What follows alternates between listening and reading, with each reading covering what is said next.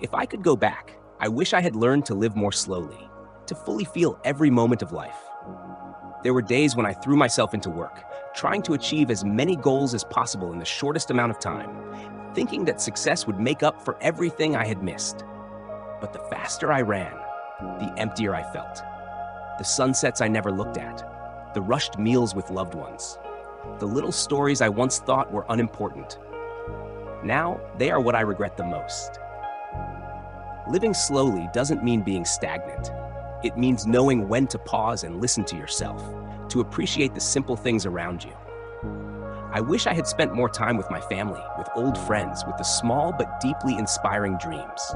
I wish I had dared to put my phone down, dared to let a few deadlines pass just to take a walk in the rain alone, or simply sit at a cafe and watch life unfold. If I could go back, I would learn to breathe deeper, laugh more, and love myself more fully.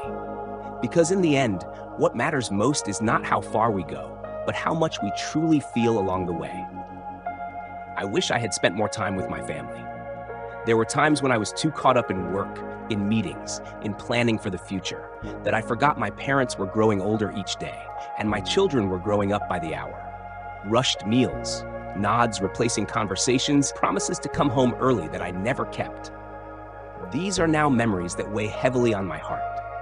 My family never complained, but I know they were always waiting, always loving me quietly, whether I was there or not. I wish I had spent more time listening to my mother's old stories, asking my father about the hardships he faced, hugging my children more often, and truly hearing the small, tender thoughts in their young hearts.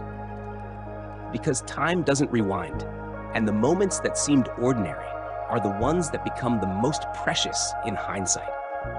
If I could do it over again, I would come home earlier, laugh more around the dinner table, and say I love you all more often, before it's too late. I wish I had said thank you and sorry more easily, words that seem so simple, yet weigh heavily when left unspoken. There were countless times I wanted to thank someone for their help, for being there during tough moments, but hesitation and shyness held me back. And there were many times I hurt others through words, actions, or simple neglect, but lacked the courage to say I'm sorry.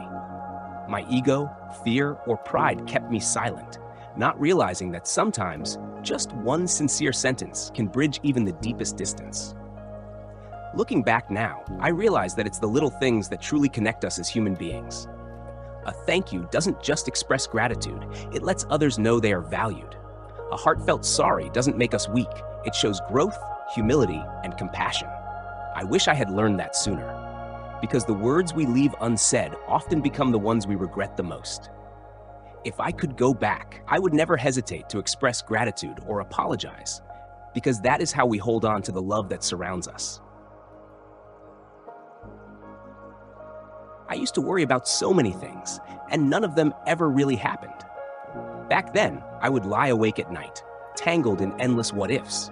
I feared failure, judgment, uncertainty, even things that had never occurred. Each day passed with a constant sense of unease. I tried to control everything, my words, my actions, my work, my relationships, believing that the more I prepared for the worst, the safer I would be. But as the years went by, I realized I had lost too many present moments worrying about things that never came to pass. Most of the fears I held on to never materialized. At best, they were worst-case scenarios crafted by my own anxious mind. Over time, I've learned to let go of unnecessary worries. Instead of asking, what's the worst that could happen? I began to ask, what do I have right now? What can I do in this moment? I learned to slow down, breathe deeply, and appreciate the little things around me. And in that, I found peace. Now I understand. Worrying doesn't make tomorrow any better. It only steals the joy from today. If I could go back, I would tell my past self, everything will be okay.